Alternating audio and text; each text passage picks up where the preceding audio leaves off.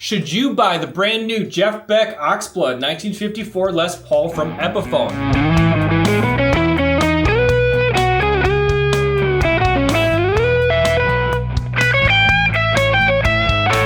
Stay right here because I pulled it apart on the bench. We'll talk specs. Of course, I'm going to plug this guitar in and play it. Hey everybody, it's John from Play & Trade Guitars, and if you like new guitar reviews and informative buyer's guides, hit subscribe and join this community, because I bring you the best new guitar reviews on YouTube, and I help you make an informed decision when you're buying a new guitar. This limited edition Jeff Beck Oxblood is super cool. Stay with me to the end because I'll give you a final score and my honest raw reaction to playing this guitar. But in the meantime, I'm going to give you an overview and specs, some comparable guitars from Epiphone, and of course, I'm going to plug it in and bring you playing demos and a full performance. So let's get started. If you're in the market for the new Jeff Beck Oxblood Les Paul or any other gear, click to buy new gear using my link. You'll find it pinned in the comments or down below in the description. And if you're watching this on the TV, just scan this QR code. You can shop on your smartphone. When you use that link, you get fast free shipping and easy payment plans, and you help me make these videos. So thanks for using that link. All right, without further ado, let's talk about the brand new Jeff Beck Oxblood 1954 Les Paul. Here it is. This one came in actually at a comfortable 8.9 pounds and some really premium features on this guitar. First of all, you have the actual Gibson open book headstock, or the mustache headstock as we call it, Epiphone logo. You got these chrome Grover tuners, and you've got this thick neck. If you like a Les Paul with a thick neck, this is going to fit the bill. All right, we've got one chunky neck here. We got 0.92 inches at the first fret up to 1.07 inches at the 12th fret. Beautiful rosewood board bound with these mother of pearl trapezoid inlays. Coming down to the body, you have a glossy oxblood solid finish. You have a long neck tenon in the construction and a pair of custom buckers here, uncovered for a pretty cool look. 7.9 is the ohms reading in bridge, 7.9K in neck. Standard controls, and we'll flip it over and look at the electronics. If you have OCD, you'll appreciate the gap in this pickguard between the bridge pickup and the pickguard itself. Hand-wired CTS 500K pots, all good under the hood. It's actually one of the largest reading necks that I've read here on Play & Trade Guitars. I like that they're also going with a more gloss finish, so it's poly. A lot of the guitars in the Inspired by Gibson custom collection kind of have a matte satin kind of thing going on with the poly finish. What I like about this is you get that deep oxblood color, but it's really got a sheen. It's really got a gloss to it that you can see here in the camera. Some other cool details, they have these gold speed knobs in keeping with an accurate representation of the guitar that sold for $1.3 million, which really did belong to Jeff Beck.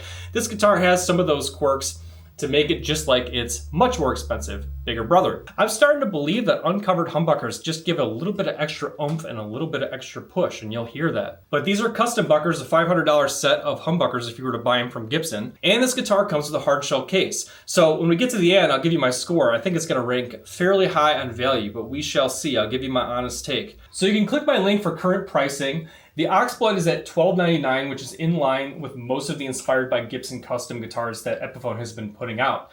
And they did a nice job with this guitar. I can give you some other ideas. The main thing that I'm focused on here is the fact that this has an especially thick neck. So other guitars to consider, if you like a gold top, you can check out the Inspired by Gibson custom 1957.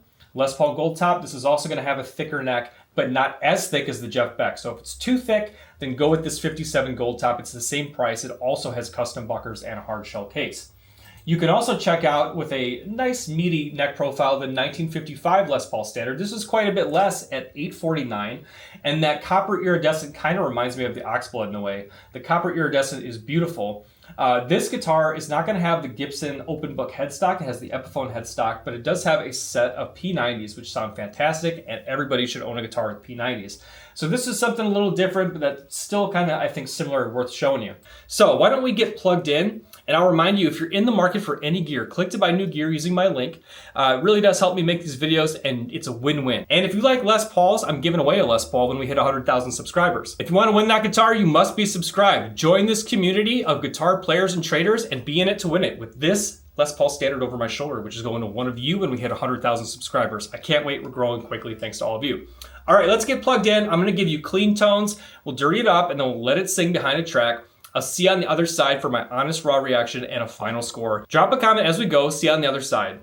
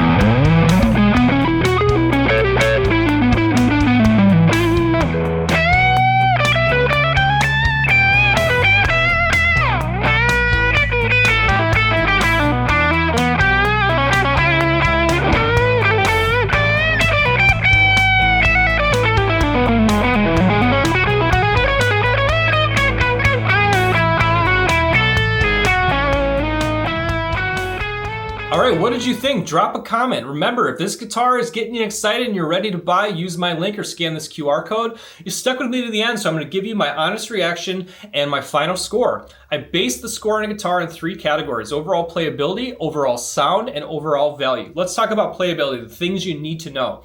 This guitar definitely has a very thick neck. 1.07 inches at the 12th fret is the largest neck reading I've had on Plain Trade guitar, so it is a thick, thick neck. 1954 profile. The other thing from a playability standpoint you should be aware of is the fact that it has the wraparound tailpiece. Now, because you're not going to have as much ability to adjust the intonation of the guitar, it's kind of the nature of that beast when you have a wraparound tailpiece. It personally doesn't bother me, and I didn't really notice any issues with tuning stability, but it is a quirk you need to be aware of because it's different than an adjustable tune-o-matic type bridge, which you'd find on other Les Pauls, including that Gold Top 57, which is very comparable and the same price. That one's worth looking into also. Also, from a playability standpoint, I will tell you that it arrived out of the box with pretty high action, so I did lower the adjustable tailpiece and I did have to adjust the truss rod a bit. I mean, keep in mind, these guitars are made to be adjusted, and sometimes after transit, they need a little bit of a setup. So just be aware of that. If you put the time into it, it plays just as good as anything. I really enjoyed playing this guitar, but you've got to want a big neck profile. This is kind of a special case guitar with that especially thick neck. From an overall playability standpoint, I don't want to say it detracted, but you definitely notice it's an exceptionally thick neck. I'm going to go ahead and give it an 8.5 on overall playability. Now, when it comes to overall sound, it's got the custom buckers. I feel like it's getting a little kick from the uncovered custom buckers. So I've kind of noticed that. I noticed that on another guitar recently. And the custom buckers are knockout fantastic. They sound super premium. They are super premium. They're made in America.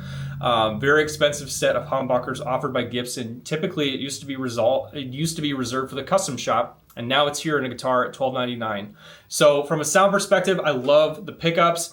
I also thought that the comfortable weight made this guitar very playable, and it sounds good. It resonates even unplugged. It sounds great. So no faults when it comes to sound. I'm going to go ahead and give it a high 9.2 on overall sound. Then when it comes to value, $12.99, it's got the hard shell case. It is a limited edition. It even has that cool strap that they threw in there. And it's got premium electronics, including 50s wiring. And, you know, taken all together and the fact that it's replicating a guitar that sold for $1.3 million on a value score, it's going to do a little bit better here at $12.99, something that the rest of us can actually afford. And it's a solid guitar that delivered.